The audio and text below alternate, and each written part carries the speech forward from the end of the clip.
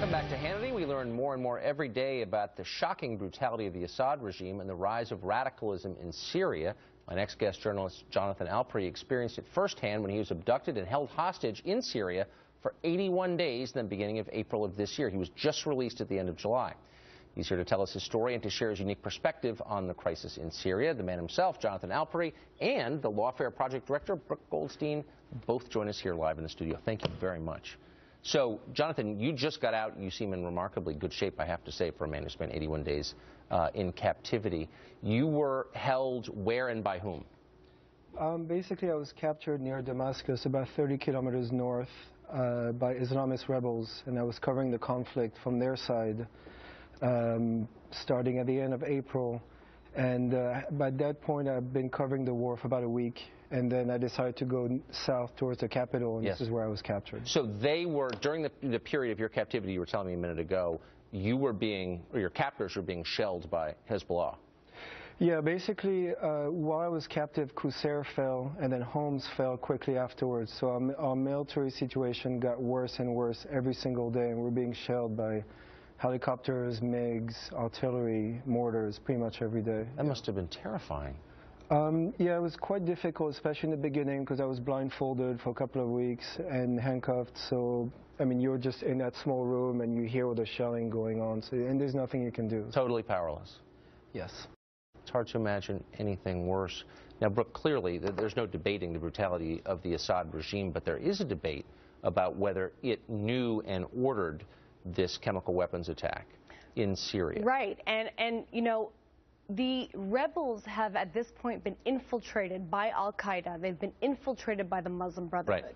We know that chemical weapons have been used at least 13 times. The Obama administration hasn't come out when they were used in the past 13 times. So the question is, why now? Why this chemical attack, especially when there's no end game in sight? What are the national security interests of the United States to attack the Syrian regime and to do it now? Good question. So, I mean, the outstanding question that I've been asking it for the last 2 days, and not one person in Washington has been able to answer it, if the United States helps to overthrow the Assad regime, and that's clearly the direction that we're moving, what comes next? The people who held you captive presumably would be part of the coalition to take over the country. What do you think of that? Well, it's true. I think there's no guarantee to what will come after Bashar al-Assad if he goes.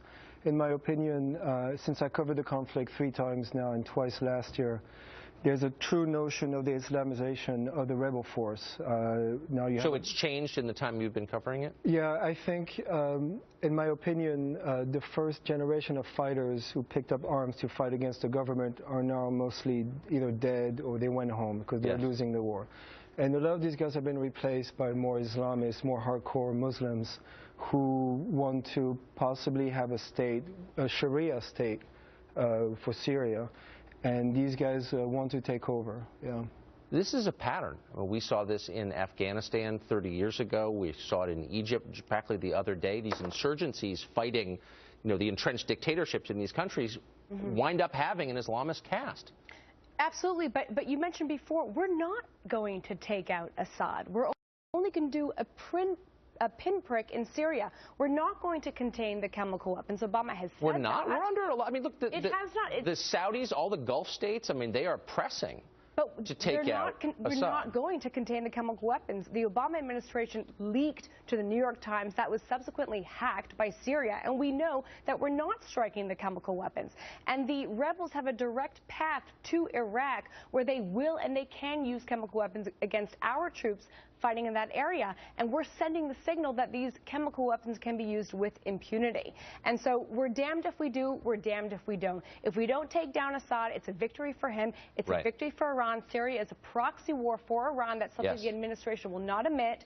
And if we do take out Assad, like Jonathan said, we're empowering Al-Qaeda, we're empowering the Muslim Brotherhood. Do you believe, Jonathan, that the Assad regime used chemical weapons?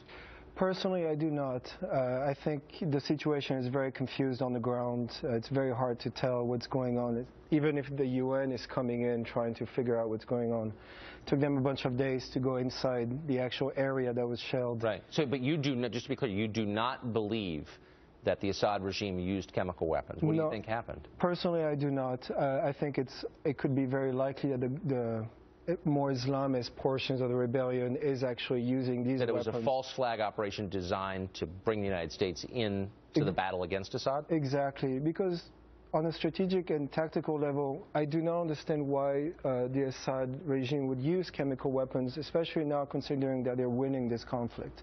They've taken back a lot of the strategic parts of the nation. There's no need to use these banned weapons. They could still win by using conventional weapons. Huh. You would think that after, the last 10 years, all of us would have respect for the muddy nature of intelligence. Sometimes things aren't clear, and yet I noticed that the second some unnamed intel source gets out and leaks something to a paper, we all sort of nod credulously, oh, it must be true. But it's not always true, is it? No, it's not. And also the use of chemical weapons, regardless of who used them, does not provide the President of the United States with constitutional authority to engage in military intervention and to do what is an act of war. When we've had, for example, like you mentioned before, the hypocrisy. We have our ambassador attacked in Libya. Murdered. We had an act of war, exactly, murder. We didn't even bother to interview the suspects. We have Egyptians being burned alive in Christian churches. We have North Korea. We have Congo. Africans everywhere. And all of a sudden, this is the humanitarian, intervention with all the muddy stuff that's going to happen after that deserves American It's unbelievable. Now, I just got to ask you finally. 81 days, I've known people who held a lot less than that who are in a lot worse shape than you are. You're obviously a very resilient person. What's your next assignment? Where are you going? I'll probably stay within the United States. I was thinking maybe, I was actually looking to Egypt right now, but my contacts on the ground tell me that's not a good time right now, so we'll see. You're a brave man. We'll see. Thank you. Thank you for joining us, and welcome back. Thank you.